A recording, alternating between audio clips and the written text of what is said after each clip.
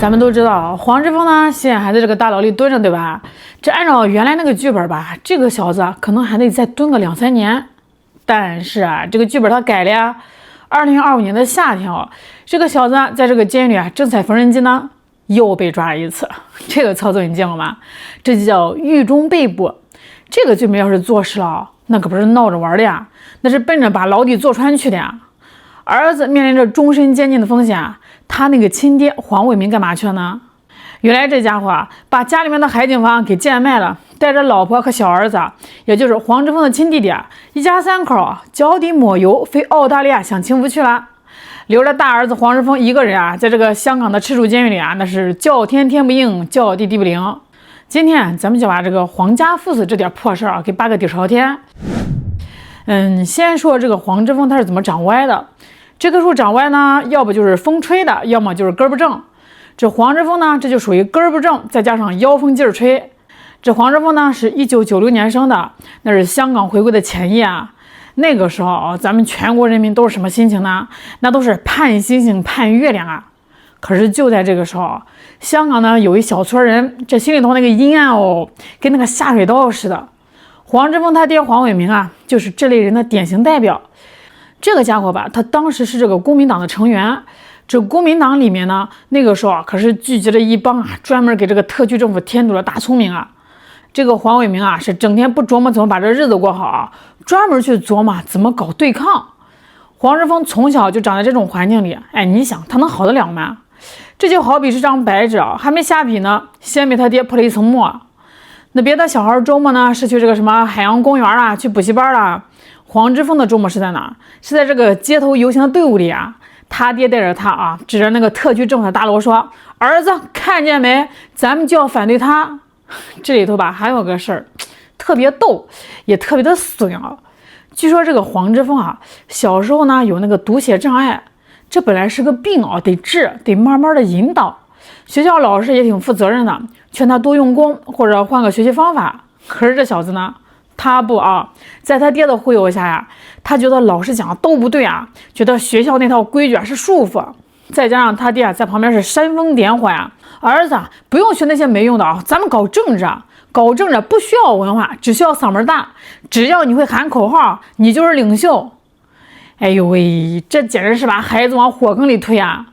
这黄之锋在这个学校里啊，成绩是直线下滑，那是必然的，但是他不以为耻，反以为荣。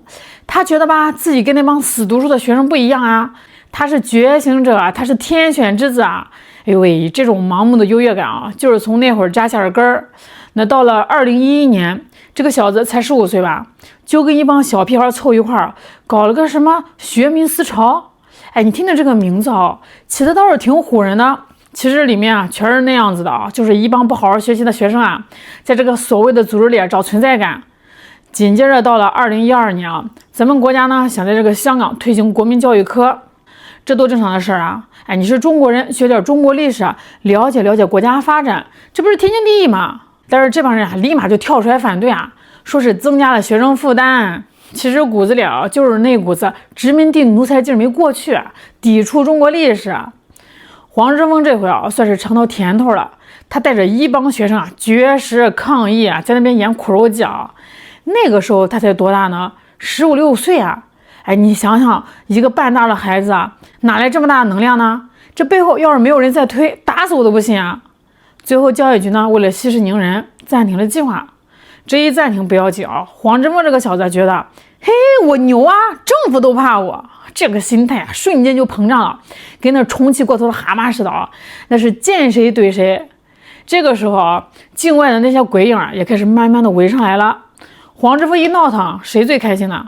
那肯定不是香港市民啊，那是太平洋对面那个想当世界警察的山姆大叔。美国人当时啊，正愁在这个香港找不到趁手的搅屎棍呢。那些老牌的反对派呢，年纪大了呀，油腻了，没有冲劲儿了。突然一看到黄之锋，哎呦喂，这小子行啊，年纪小，长着一副受害者的样儿，容易控制，脑子简单，还有点煽动性，就他啦。这中间啊，他那个好爹黄伟明啊，又扮演什么角色呢？那就是个政治皮条客呀。黄伟明帮忙搭线，让黄之锋呢去澳门见这个美国商会的人。你想想，一个10几岁的孩子啊，见美国商会干嘛呢？他谈几十亿的生意吗？扯淡哦，那就是去面试当汉奸去了。还有那个叫什么杨苏地的美国佬，这个人可是一肚子坏水啊，专门搞这个颜色革命啊，意识形态输出的。他给这个黄之锋上课，教什么呢？教怎么操控舆论，怎么把一件小事闹大，怎么在这个镜头面前演戏啊，怎么装出一副哪怕有1000万人反对，我也要勇往直前的悲情劲儿。黄之锋是学会了这一套，回学校呢就开始到处演讲啊。学校那可是教书育人的地方，哪容得下他这么折腾啊？学校觉得影响太坏，让他退学。这小子呢，求之不得呀！退学好啊，退学我就是全职革命家了，我要去拯救世界了。哎，你看他这个脑回路啊，是不是跟正常人不一样？那到了2014年，非法占中开始了，那几个月啊，那个香港街头是乱成什么样了呀？那真的是叫一锅粥。好好的东方之珠啊，让他们是搞得乌烟瘴气的，堵路打砸，跟这个警察对着干。咱们要是去那个香港旅游或者是出差，那时候根本就没法走道，做生意的也没法开门，开出租也没法拉活，老百姓是怨声载道。可是黄之锋他不管这个啊，他站在这个街头，手里面拿着大喇叭，觉得自己是威风凛凛的大将军啊。他爹黄伟明呢，那是在他背后的坚实后盾啊。黄之锋被抓了，妨碍公职人员罪，他爹第一时间就拿着钱去保释，出来呢还拍拍儿子的肩膀，儿子干得漂亮，咱们要坚守到底。你说说，这是人话吗？这不就是把儿子往这个悬崖底下推吗？那个时候美国那边还给这个黄之锋颁奖，让他上这个什么《时代周刊》的封面，那个标题起的什么抗争的面孔，这给这个黄之锋美的鼻涕泡都快出来了。他真以为自己是个人物呀，连特首梁振英想跟他对话，他都鼻子朝天，爱答不理。那股子狂劲儿现在想想真像个小手在跳梁。这最疯狂的还是2019年那场风波，大家都记得吧？那是咱们所有中国人心里的痛啊，那也是香港永远的伤疤。黄之锋这帮人啊，那是彻底疯了呀！煽动包围警察总部啊！6月21号那天啊，几千人啊围着警察局啊，把这个警察困在里面10几个小时，那是真的要把这个香港往死里搞啊！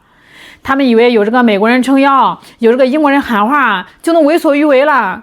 他们把这个地缘政治想得太简单了，他们以为这是什么呢？是小孩子过家家呢。美国人说你上，我掩护，结果真打起来了。美国人早就撤到800里外喝咖啡去了。哎，我告诉你啊，在这个国际政治的棋盘上，棋子永远都是棋子，用完了就是弃子。这道理啊，咱们都懂。黄之锋他那个爹呢，就是不懂啊。那或者说他们懂，但是为了那点美元，为了那么点虚名，他们选择装不懂。好了啊，高潮来了。那时间就到了这个2020年的6月30号这一天啊，得载入史册。香港国安法就像咱们孙大圣的金箍棒，这一棒子下来啊，那是妖魔鬼怪现原形，魑魅魍魉无处藏。黄之锋这帮人的活动空间啊，瞬间就被压缩到了极致。以前呢，那是在大马路上横着走啊，现在是耗子钻洞，不敢露头。2020的12月啊，这个黄之锋呢，因为包围警察总部案呢，被判了13个月。这才是刚开始啊，只是个开胃小菜。这个时候呢，他那个爹黄伟明眼珠子一转，心里那个算盘是噼里啪啦响。你要是他爹，这时候该怎么办呢？那正常人是不是得想办法把这个儿子请好律师？是不是得经常去探监，给这儿子送点衣服啊，安慰安慰啊？哎，哪怕你救不了他，你总得陪陪他吧。但是这个黄伟明啊，他可不是一般人呀。他一看，哎呀，儿子这回是折进去啊！我要是再不跑，以前我干的那些破事儿，是不是也得被清算啊？不行不行，我得溜。于是乎，一场精彩绝伦的卖房跑路节就上演了。他们家呢，在这个海怡半岛有个房子，也算是个豪宅区，那是2007年买的，当时呢是花了415万港币。那到了2020年的11月中旬，也就是黄之锋眼看着就被判刑的前夕，这个黄伟明啊是火急火燎把这个房子挂牌卖了，卖了980万港币，这一进一出赚了565万啊。那虽然嘛比当时的市场价低了1成左右，但是他不在乎少赚的100万啊，他在乎的是赶紧把这个钱变现啊，赶紧拿钱走人呀。这房子一卖，钱一到账，黄伟明啊那是片刻都没停留。2021年的1月份啊，带着老婆还有黄之锋的亲弟弟，一家3口啊买了机票，大包小包嗖的一下飞往澳大利亚去了。哎，我就想问问哦，这个时候黄之锋在哪儿啊？在牢里蹲着呢，在赤柱监狱那冰冷的铁窗后面看着天花板发呆呢。这爹妈呢带着弟弟跑了，拿着卖房子几百万去澳大利亚享受阳光沙滩大牛排去了。留着这个大儿子呢，在这个香港的监狱里吃牢饭，还得面对没完没了的审判。这个场景你想想，是不是有点太魔幻了？更有意思的是这个港媒后来联系到黄伟明了，打电话问他：“黄先生啊，您这么走了，你不管儿子了？你儿子还在里面受苦呢。”你猜这个老东西怎么说？他说不方便透露，然后啪的把电话挂了。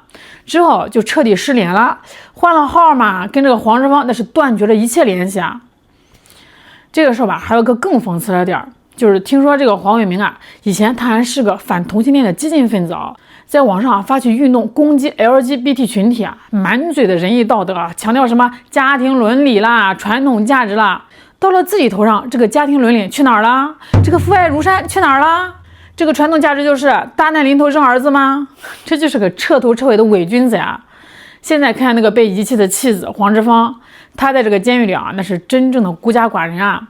以前那些前呼后拥的小弟呢，是抓的抓，跑的跑，躲的躲。以前把他捧到天上的西方政客，现在谁还搭理他呀？那个德国外长马斯，以前呢还接见过他，把他当个宝，合影留念，那是多亲热。现在呢，那是避之唯恐不及哦，生怕沾上身腥。美国人现在是忙着通胀，忙着自家烂摊子，哪有空管你一个废掉的妻子啊？在监狱里黄之锋的日子那是真不好过，而且这个法律的铁拳那是真的一拳接一拳，拳拳到肉，不给你喘息的机会，显然就是个加刑日历。2021年的5月，因为未经批准集结，加判10个月。2023年的4月，又一案判了3个月。这还不算完哦，重头戏在后面。因为串谋颠覆国家政权罪，他在2024年11月19号被判了56个月，也就是4年8个月。那本来按照这个算吧，如果他在里面表现好一点，减刑，大概2027年就能出来了。那会儿吧，他也就30出头，虽然废了，但是好歹还能呼吸呼吸自由空气，还能出来找个洗碗的活干干。但是老天爷是有眼的，法律是严谨的。就在2025年的6月6号，香港警务处国家安全处的人直接去赤柱监狱在牢房里给他又逮捕了。这个操作你见过吗？这就叫狱中被捕呀！你还在监狱里呢，又被抓了一次。这回是啥罪呢？串谋勾结外国或者境外势力危害国家安全罪，还有涉嫌洗黑钱。各位可能还不知道，这个勾结外国势力在这个国安法里可是重罪中的重罪起步就是3年最高可能是终身监禁。而且最新的消息这个案子呢，在2025年的下半年已经提讯过了，法院决定移交到高等法院审理。咱们懂点这个法律常识都知道，香港的法律体系移交高院，那就意味着案情严重裁判法院的量刑权限不够用了，得往重了判。根据这个新闻报道，2026年的3月6号，马上就要再次提讯了，咱就看着吧。这黄之锋想在2027年出来那是痴人说梦如果这个勾结外国势力的罪名成立加上之前的刑期搞不好这小子这辈子最美好的时光都得在铁窗里度过了，甚至有可能等他出来的时候头发都白了，满脸褶子了，看着外面的世界连智能手机都不知道怎么用了。这个时候他在牢里夜深人静的时候，踩完缝纫机腰酸背痛的时候呢，他会不会后悔做过的事但是晚了，世上没有卖后悔药的。当初你有多狂现在你就有多惨。这就叫天道好轮回，苍天饶过谁。那些曾经想搞乱香港的人，现在要么呢在牢里，要么呢在流亡，一个都成了过街老鼠他们想阻挡中国的发展，那不是螳臂挡车吗？那不是蚍蜉撼树吗？黄之锋以为自己是时代的弄潮其实他就是个被浪花拍死在沙滩上的小丑。他爹以为自己聪明金蝉脱壳，其实就是个无情无义的懦夫，这辈子都得背着卖子求生的骂名。这一家子算是彻底完了。这世界很大，但没有哪一个角落会真正原谅这种背叛祖国背叛民族的人。好啦，今天就聊到这儿啦，我是肖兰，我们下期再见。